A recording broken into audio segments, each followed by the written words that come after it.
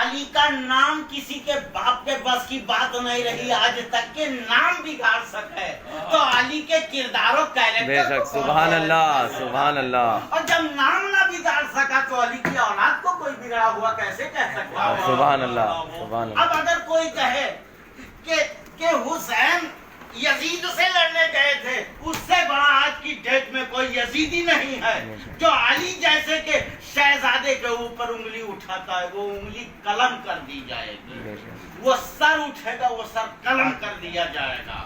اور یہ قلم مومنوں کے ذریعے سے نہیں، رب کے قہر کی تلوار دکھائی نہیں دیتی ہے. رب نے حدیث قدسی میں فرمایا تھا کہ اے مصطفیٰ، ہارون علیہ السلام کے بیٹے کے قتل کرنے کے بدلے میں ہزاروں ہم نے مارے تھے، مگر حسین کی شہادت کے بدلے میں 60,000 اور 60,000 ماروں گا اور مارے گئے. تو حسین علی کے بیٹے ہیں، مگر پرمپرا عجیب و غریب ہے. انڈیا میں پہلی بار وہ پرمپرا آئی تھی اندرا کے بعد سے. راجیو گاندھی کس کا بیٹا؟ اس کے باپ کا نام کوئی نہیں لیتا ہے، کیا کہتے ہیں؟ اندرا کا بیٹا. یہی تو. اچھا کمال یہ ہے راہل گاندھی کس کا بیٹا تھا؟ سونیا کا بیٹا.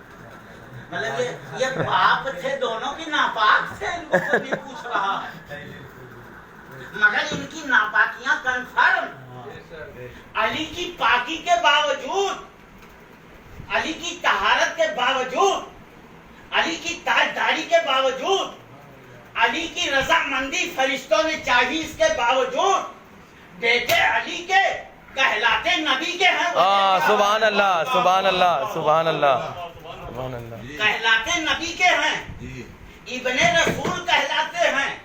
آج تک دنیا میں کسی نے اعتراض نہیں کیا. یہ فاطمہ کی اور حسنین کی خاصیت ہے کہ دوسروں کے بیٹے کو باپ کی نسبت سے مانا جائے گا، مگر نبی نے جب کہہ دیا یہ حسن و حسین میرے بیٹے ہیں تو گرچہ علی کی پشت سے پیدا ہوئے ہیں مگر حقیقت میں نبی کے بیٹے. سبحان اللہ سبحان اللہ.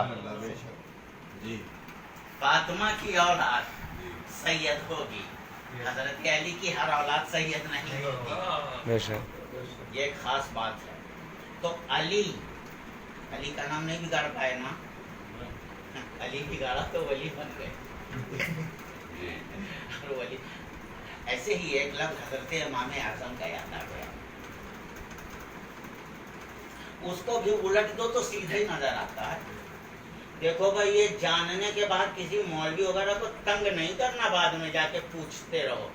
معصوم کی طرح جاؤ اور اس کو پورے کے اس کے علم کا تھرما میٹر لگا کے ناپنا شروع کرو. یہ سب نہیں، جو نہ جانو وہ پوچھو. بہت سے لوگ پوچھ لیتے. دہرے میں ایک کانڑا آسک نام کا آج بھی ہے، مرا نہیں ہے. میں پہنچا تو مجھ سے کہتا ہے کہ حضرت آدم کی قبر کہاں؟ میں نے کہا اٹھ مردود کھڑا کھڑا. یہ میرے اخلاق کے خلاف تھا جو میں نے کہا. یہ کیوں کہا؟ میں نے کہا جاہل جہالت کے باوجود اس جاہل کو آدم کی کیسے سوچی قبر کی؟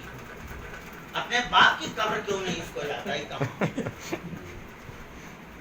ہو سکتا ہے کسی نے اس سے پوچھا ہو، یہ میرا امتحان لینا ہے. میں نے کہا نادان،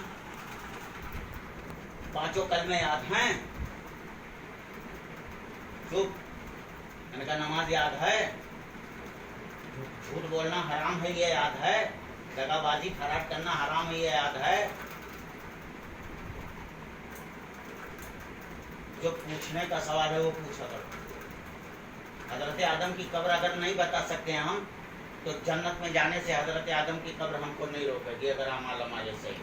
بے شک. نہیں نالج ہے نہیں روکے گی. اور میدان محشر میں کوئی پوچھے گا نہیں حضرت آدم تمہارے ابا کی قبر کہاں ہے. وہاں جو پوچھنا ہے وہ پوچھا جائے گا. اٹھ کے کھڑا ہو. میں نے کہا بیٹھ. بتا تو نہیں کہے گا کہ آتا نہیں ہے اس کو. میں نے کہا مسجد خیف کے پاس حضرت آدم کا مزار پاک ہے جا. سبحان. اب سنیں علی تین حرف کا مجموعہ بگاڑا تو بگڑ نہیں سکا. ایسے ہی لفظ وضو ہے. وضو پہ غور کرو.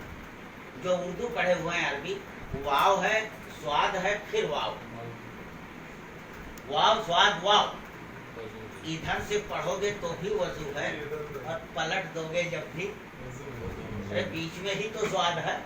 इधर से अगर हिंदी के हिसाब से चलो, इधर से पढ़ोगे तो वजू बनेगा इधर से। इससे एक मसला समझ में आया मुसलमानों, एक बहुत अहम मसला इस वजू से समझ में आया। वाव, बीच में स्वाद, फिर लास्ट में वाव, ये तीनों हुरूफ मिलके बना वजू। आजा प्रधान जी। और वजू तो हर आजा ये मोमिन समझता है वजू क्या होता है। इस्लामी तरीके पर पाकी के लिए, इबादत के लिए एक हिसाब से हाथ पैर मुंह धो लेने का नाम वजू है। उसी को उर्दू में वाव स्वाद वाव करके वजू बना दिया। अब इधर से लिखते हैं तो वजू होता है और इधर से चलते हैं जब भी वजू बनता है। इससे बड़ा अहम मसला समझ आ जा सकता है। हजरत इमाम शाफई का मसलक भी है, इमाम अहमद इब्ने हम्बल का मसलक है, हजरत इमाम मालिक का मसलक है। मगर हम लोग इमाम आजम के मसलक पर शरीयत का काम करते हैं, हम लोग हनफी कहलाते हैं। तो ये हजरत इमाम आजम का कौल वजू का